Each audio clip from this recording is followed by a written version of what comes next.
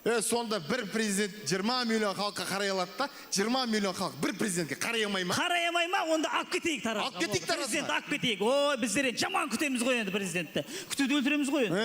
Кәдімгідей дастархан жай жіберіп, компанияға апарып, ой, шай тамағын беріп, ол кісіге проблема айта бермей, ол кісінің проблемасын тыңдау керек қой. Дұрыс. Сен осыны айту үшін тағып алдың бананы?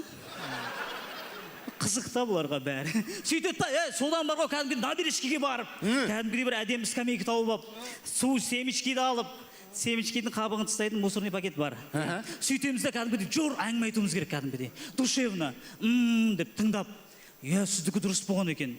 Қой, ол кісінікі дұрыс болмапты. Yes, see, we, ну да, деп енді қолдан келгенше тілдерді айтып, әдемілеп айту керек сөйтіп. Сөйтіп қайтарып жүру, демалдырып қайтарып жүру керек. Таразда бір күн бола ма сонда о? Бір күнде Тараз бітеді ғой уже.